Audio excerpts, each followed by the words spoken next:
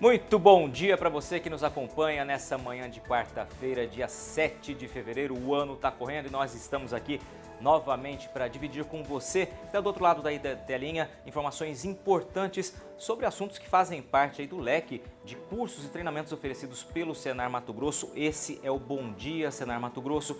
Pontualmente agora, 8 da manhã no horário de Brasília, 7 da manhã no horário aqui de Cuiabá, aqui de Mato Grosso, de onde nós falamos ao vivo para todo o Brasil. Você sabe que no Bom Dia Senar Mato Grosso a sua participação é muito importante. Você pode nos enviar mensagens com sugestões de temas e também com perguntas para possivelmente serem esclarecidas aqui ao longo do programa ao vivo. O telefone é esse que está na sua tela, código de área 65 99212 1055, 99212 1055. Mande mensagem para a gente por WhatsApp, a gente lê aqui no programa a sua participação e vai ser respondida aqui no programa de hoje a sua dúvida. Bem, e hoje a gente tem um assunto que é muito importante, um assunto atualíssimo que está levantando muita dúvida sobre em muitos produtores de todo o país. Por isso a gente recebe aqui no estúdio do Canal Rural em Mato Grosso, em Cuiabá, doutora Elisete Ramos. Seja muito bem-vinda, bom dia.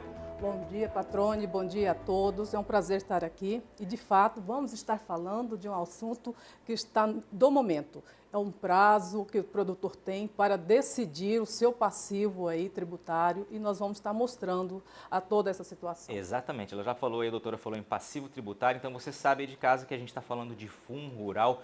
Doutora, é um assunto que levanta muitas dúvidas, evidentemente tem muita discussão envolvida em torno desse assunto. Vamos começar esclarecendo um pouquinho o histórico do fundo rural para a gente chegar à realidade de hoje. Está contigo. Então, Patrone, é importante a gente trazer ao conhecimento de que o Fundo Rural é um tributo que foi instituído desde 1963, quando foi instituído o Estatuto do Trabalhador. Então, o produtor já vinha sendo descontado dele esse valor, já vinha pagando, não havia grandes discussões a respeito desse assunto.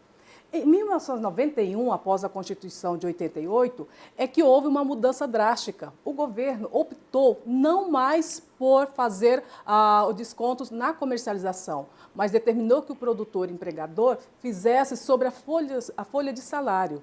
Isso em 1991. No ano seguinte, patrônio, em 1992, o governo mudou de ideia, ou seja, o produtor ficou indo e vindo numa situação criada pelo próprio governo.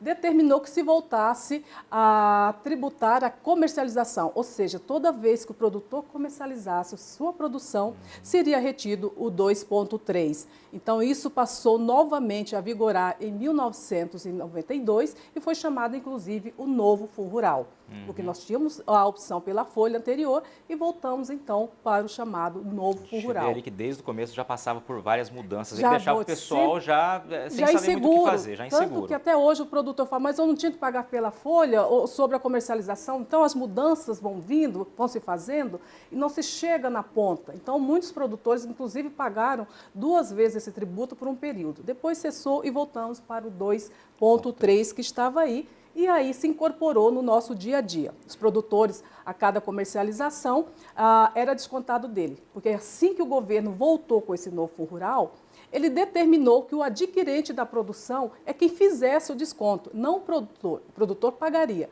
mas quem iria fazer a retenção e repassar ao governo era a pessoa jurídica adquirente. Por quê? Porque era muito mais fácil fazer essa fiscalização e o acompanhamento desse tributo. E assim foi feito. O produtor vende, a trade, a cooperativa, o frigorífico retém o valor e repassa ao governo.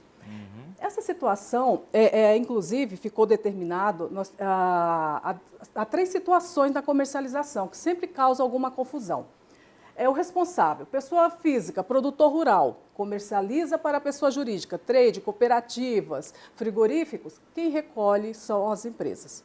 Okay? Agora, o grande problema, quando o produtor, pessoa física, vende para outro produtor, pessoa física, quem que recolhe?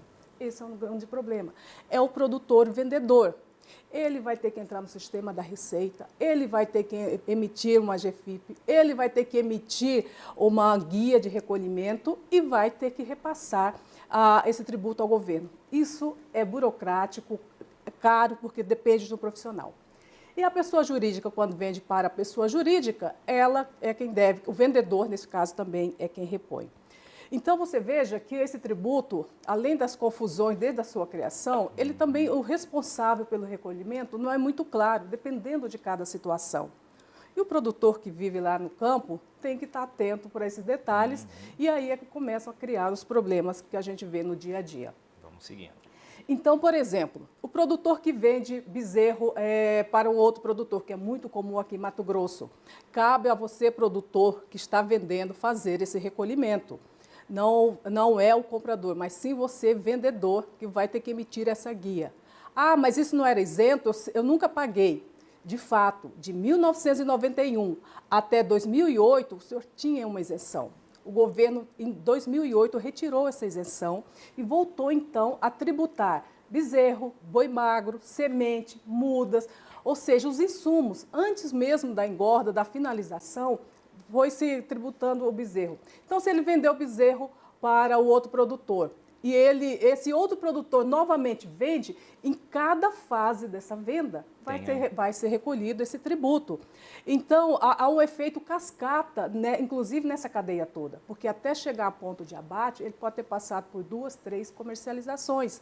E sobre essas 2, 3 será cobrado fundo rural. Aí, doutora, quando o produtor começou a se acostumar com essa realidade toda, chegamos ao capítulo de 2010. Tivemos aí, então, com toda essa situação, em 2010, um julgamento específico do Mata-Boi, ficou conhecido, houve declaração de inconstitucionalidade da Lei 8.240, 540, que estabeleceu a obrigação do novo fundo rural. Então, criou-se de novo uma nova situação. Como a decisão do Mata-Boi era exclusiva para o Mata-Boi, quem quisesse fazer uso, obter essa declaração de constitucionalidade, tinham que entrar com ações. E aí foi que muitos produtores ingressaram, as associações, as entidades vieram e ingressaram também com isso. E a partir de 2010, grande parte dos nossos produtores obtiveram as decisões favoráveis e deixaram de ser descontado esse tributo dele. Ano passado? Ano passado, para a surpresa de todos, o Supremo vem num novo julgamento, simplesmente muda de entendimento num placar de 6-5, apertadíssimo, e cria um passivo aí de bilhões e manda a conta para o produtor rural. Então, hoje, o produtor está refém de entendimentos do Supremo, de mudanças de entendimento, e com uma conta quase que impagável hoje no nosso cenário. Vamos lá, como ficou após o julgamento, doutora? Então, aí após o julgamento, restabeleceu o 2.3, inclusive o Senar, que não estava suspenso, né, suspendeu só o 2.1 e voltou a cobrar normalmente até 31/12 de 2017. Por que frisando? Porque agora em 2018 a gente tem uma nova realidade, isso depois de uma negociação com o governo.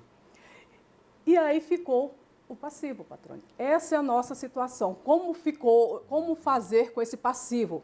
Assim que aconteceu esse julgamento, houve uma corrida buscando-se uma solução, porque nós estamos falando de bilhões, não é pouca coisa, não é uma conta pequena, e bilhões, inclusive, para o próprio estado de Mato Grosso, que é um grande produtor. E aí, através das suas lideranças, das suas entidades de classe, buscou-se, então, um programa de refinanciamento dessa dívida. E aí foi feita inicialmente uma medida provisória, depois foi aprovada a lei, que foi publicada agora dia 9 de janeiro, dando condições para pagamento desse passivo. Isso incluindo os débitos até 30/8 de 2017, ou seja, tudo que comercializou nos últimos 5 anos até 30/8 de 2017 poderá fazer parte desse programa de refinanciamento. Doutora, temos o prazo até dia 28 de fevereiro. Muita gente já pergunta, esse prazo pode ou não ser estendido? O prazo para adesão a esse refis? Essa é a discussão do momento. A lei atual estabeleceu um prazo de até 28/2 para o produtor aderir ao programa. Diante das dificuldades que está se tendo para levantar esse passivo, diante das dificuldades internas do próprio órgão da Receita, que não está preparado para receber todo esse atendimento, considerando ainda que a Receita estabeleceu que o produtor deve pegar o seu requerimento de adesão e ir pessoalmente nas agências dela, que tem 2 ou 3 em Mato Grosso e só 5 pessoas para atender aqui em Cuiabá, entregar pessoalmente, já vislumbramos uma grande dificuldade. Então, há um trabalho intenso para fazer uma prorrogação. Nesse momento, no dia de hoje, a Frente Parlamentar está com as demais entidades de classe aqui do estado de Mato Grosso trabalhando intensamente para essa prorrogação e há uma grande expectativa. Doutora, para a gente encerrar esse bloco, o tempo está passando rapidinho, vamos mostrar como está, depois a gente vem no próximo bloco com mais informações. Hoje, quero pagar dívida consolidada, ou seja, pegar seus débitos dos últimos 5 anos e atualizar com juros, com multa e calcular 2,5% para pagar até o dia 28/2 agora. Inclusive, ele pode dividir, pagar uma parcela no dia 28 e outra no final do mês de março, mas só em 2 vezes. O restante parcelado em 176 vezes, aí já com a redução. Não se aplica juros sobre isso. Para a gente passar rapidinho no bloco ainda, tem a forma de negociação? Exato.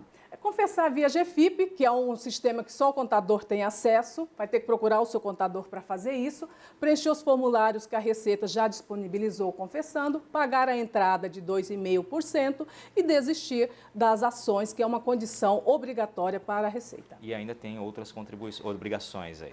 Ele tem outras. O contribuinte indica os débitos, faz esse levantamento e é importante que ele não tenha nenhum passivo com a Receita, principalmente com o FGTS de seus funcionários, sob pena de ser cancelado o seu passivo, o seu programa de recuperação.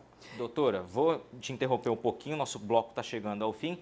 É um assunto muito importante, tem muita explicação, agora foi só um breve histórico. Depois do intervalo, a doutora Elisete vai trazer exemplos, situações e dúvidas que têm chegado até o Departamento Jurídico da Federação de Agricultura e Pecuária aqui de Mato Grosso para serem esclarecidas para você. Isso pode ajudar você também a ficar mais antenado ao que está acontecendo, a sua situação com relação a todo esse passivo, esse imbróglio do Fundo Rural. A gente volta daqui a pouquinho. Bom dia, Senar Mato Grosso. Continue com a gente.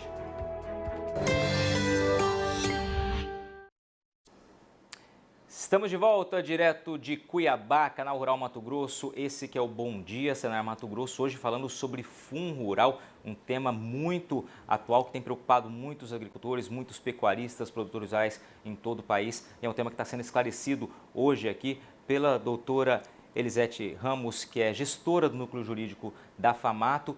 A gente lembra que você pode participar aqui do programa enviando sua dúvida, sua sugestão, pelo telefone que aparece aí na tela, 6599-212-1055. Doutora, eu vou começar já que no intervalo aqui chegou uma pergunta do Luiz Ricardo, que é lá de Camapuã, Mato Grosso do Sul, sobre um assunto que a senhora comentou no primeiro bloco ali. Olha só, vou ler a pergunta dele aqui. Bom dia, gostaria que falasse mais quanto à questão de venda de produção de pessoa física para pessoa física, o produtor que compra para engorda e depois vende para o frigorífico, aí ainda existe aí vários produtores pagando fundo rural sobre o mesmo animal. Como fica isso? Eu entendo que ele está perguntando se isso não é uma bitributação. De fato, não é uma bitributação no conceito, é um efeito cascata do imposto. O Fundo Rural ele tem esse efeito cascata, ou seja, você produtor pessoa física vendeu para outro produtor pessoa física, você paga nesse momento. O comprador, no momento que ele engorda esse boi e vai vender para o frigorífico, é uma outra relação tributária e vai ser pago novamente. Então, é um tributo injusto, mas é um efeito cascata que não é considerado ilegal. A bitributação, sim, quando duas entidades públicas tributam a mesma coisa, mas neste caso, cada etapa da engorda do bezerro até o abate é feito a cobrança, então é chamado efeito cascata. Não é considerado ilegal. O mesmo produto gerando vários tributos. Então, ele é inclusive injusto para o produtor que compra o bezerro para engorda até o abate. Doutor, eu sei que esse tema desperta muitas dúvidas, a senhora selecionou algumas aqui que são as mais comuns. Vamos seguir. Isso, a gente tem recebido bastante coisa na FAMATO, E principalmente, primeiro, quais os débitos estão incluídos no programa? Lembrando os débitos vencidos, a comercialização feita até 30 de agosto de 2017. A sua nota fiscal de comercialização com a data de até 30/8 de 2017, essa é o débito que pode ser incluído. Então, tá. Qual o período a ser confessado? Esse, patrônio, é um problema muito sério, é uma questão da prescrição, a questão da decadência. Produtor rural que deixou de recolher por conta própria, ou frigorífico deixou de recolher sem que ele apresentasse nenhuma liminar, 5 anos. Conta de 2013 até janeiro agora deste ano, já há 5 anos para trás, é o que você vai fazer a confissão desse período, não mais que 5 anos do período da comercialização. Então, atentar muito para isso, porque não é lá de 2010, não é lá da decisão do Mata-Boi. Para você que não utilizou da decisão judicial os últimos 5 anos. E eu que utilizei, que fiz uso da liminar. Aí quem fez uso de liminar está com um advogado, tem seu próprio advogado cuidando dessa ação. A gente orienta que faça, que veja com ele pessoalmente, porque eu estaria ingerindo uma relação entre cliente e advogado. Mas, de qualquer forma, lembrando que tem decadência e prescrição, 2 institutos distintos. Doutora, eu vou lhe interromper mais uma vez, porque está chegando muita dúvida por cá e vamos respondendo conforme for possível, tá? O Leandro Dolenquei, lá de Sorriso, ele diz o seguinte: bom dia, a Receita tem o valor da minha dívida e como que eu vou comprovar esse valor? Não, a Receita não tem o valor da sua dívida, você deve basear no lançamento, basear nas suas notas fiscais. O que a Receita tem é o cruzamento possível que ela fará com o seu imposto de renda quando você veio declarando nos últimos anos o ganho com a atividade. Você informa esses ganhos anualmente para a Receita Federal. Então, hoje, ela pode fazer esse cruzamento após a sua confissão. E se detectar valor a mais, ela vai glosar e vai cobrar de você. E esse valor que ela cobrar de você não vai ser incluído mais no programa. Doutora, de Sorriso também, o Vilmar, produtor, diz o seguinte: de que forma vão ser feitas as informações na GFIP? De uma só vez, mês a mês dos últimos 5 anos? Mês a mês dos últimos 5 anos. É por isso que nós estamos muito preocupados com esse prazo do dia 28, porque o contador terá que fazer mês a mês o lançamento, a declaração na GFIP e fazer isso nos últimos 5 anos. Muito burocrático, a gente tem conversado com os contadores, eles têm com muita dificuldade.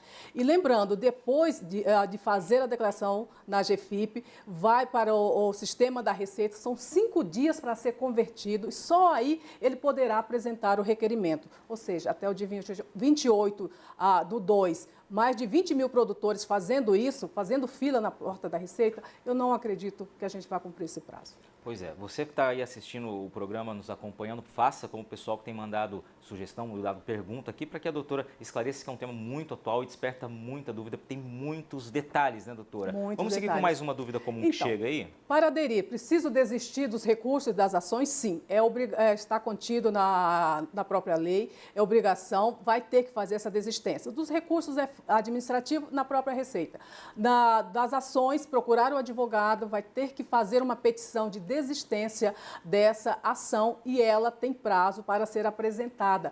Ele tem até o dia 28 agora para desistir e tem até o dia 30 de março para entregar essa petição na Receita Federal, sob pena de ser cancelado o programa para ele. Lembrando que esse prazo que a doutora está falando, ela mencionou no primeiro bloco, caso você esteja acompanhando a partir de agora o nosso programa, esse prazo é o prazo que está hoje aí. Ela já deixou claro aqui que há um trabalho da FPA, da Frente Parlamentar Agropecuária, tentando dilatar esse prazo aí para mais algum tempo, esse prazo do dia 28 de fevereiro. Por enquanto, então, esses são os prazos legais, né, doutora? Okay. Vamos lá. Essa é uma outra dúvida que a gente ouve muito, né? Quando houver valores depositados em juízo, como é que fica essa situação? A própria lei trouxe essa situação e disciplinou isso. Quem tem valores depositados veio depositando, tinha medida judicial e veio depositando.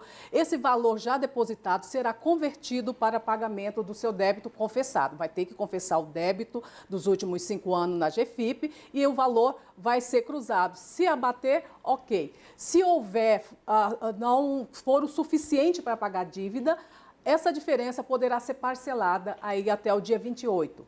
Se digamos que o valor lá está muito acima do que ele realmente devia, a lei prevê a restituição, o que é uma coisa boa na Receita Federal, você conseguir restituir alguma coisa, né? Agora vamos para essa outra tela, doutora, que eu sei que essa tela aqui é uma tela justamente para tentar esclarecer, ilustrar uma situação simulada, mas com uma área muito provável aqui em Mato Grosso, né? Isso, a gente pegou uma média, uma área ali de Sorriso, que planta 1.500 hectares de soja e 750 de milho, né, com a segunda safra, que a média de produção dos últimos 5 anos, de venda daquela região, para a gente chegar nesses valores. Esses são os valores nominais, ou seja, sem multa e sem juros. Então, safra 2012 e 2013, está aí, nós temos 100.799,70, 2,1, gente. Eu quero frisar que o cálculo é feito sobre 2,1 e não sobre 2,3. O que está suspenso é a contribuição para a Previdência, o Fundo Rural, não para o Senar, o 0,2%. Numa área dessa, considerando, a gente levantou um débito dos últimos 5 anos de 587 mil.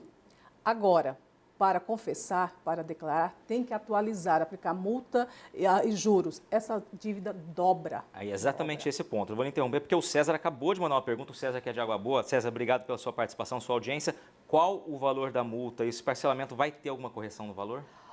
No parcelamento vai ter a multa que não foi vetada pelo presidente. A gente tinha conseguido inserir isso na lei, mas o presidente da República vetou a exclusão da multa.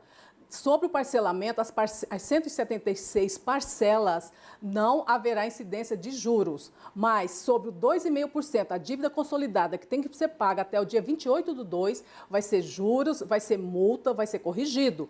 Há uma discussão qual o valor dessa multa. Ela tem uma variação de 70%, 75%, outros alegam 20%. O sistema da Receita vai fazer esse cálculo automático. Não conseguimos ainda vislumbrar o índice que está sendo aplicado, porque depende de algumas situações específicas, do enquadramento dele para a multa. A doutora acabou de responder também a pergunta, desculpa, doutora, do Tunico Melo de Água Boa. Então, como fica a correção do saldo devedor das 176 parcelas? Você vai ter juros restantes, a senhora acabou de esclarecer aqui, então. Exatamente. Então, lembrando que esse valor é nominal, ao ser confessado e calcular o 2,5%, ele vai dobrar ao aplicar as multas. Então, chegamos aí a mais de R$1 milhão numa área média de Mato Grosso aqui, tá? E aí, como é que fica a partir de 2018? Isso foi uma conquista, a Frente Parlamentar trabalhou muito nisso, porque o valor é muito alto. Grande conquista, pessoa física, produtor, você, a partir do dia 1º de janeiro, que comercializar deste ano, vai pagar 1,5% sobre a sua comercialização, não mais o 2,3%. Esse 1,5% está incluído o Fundo Rural e a verba do Senar, então, totalizando. Pessoa jurídica que não teve, não conseguimos avançar. Foi vetado pelo presidente e a gente Doutora, estamos para o fim do programa. Vamos para a última tela para a gente encerrar a apresentação. Rapidinho, 2019. 2019, a partir de janeiro de 2019, o produtor terá a opção, e aí também é uma grande vantagem dessa lei, de optar de pagar sobre a folha. Então, ele deve fazer contas com o seu contador. Pago sobre o e-mail sobre a minha comercialização ou 20% mensal sobre a minha folha de salário. Ele tem que fazer conta e tem que decidir. Doutora Elisete Ramos, obrigado pela sua aula, pelas suas explicações. É um tema espinhoso, como muita gente fala, um tema que o produtor não gostaria de estar discutindo nesse momento, mas enfim, essa é a situação até hoje. Obrigado pelas suas informações, obrigado a todos vocês que participaram, enviaram suas mensagens. Não foi possível, infelizmente, ler todas aqui, porque tem muita dúvida em várias regiões do país. Na sexta-feira, durante o Mercado e Companhia, no Senar MT Responde, a doutora Elisete volta e aí a gente pode esclarecer mais dúvidas sobre esse tema Fundo Rural. Obrigado a você que nos acompanhou até aqui. Esse foi o Bom Dia Senar Mato Grosso. Até a próxima quarta-feira, 8 da manhã, no horário de Brasília, aqui no Canal Rural. Até lá!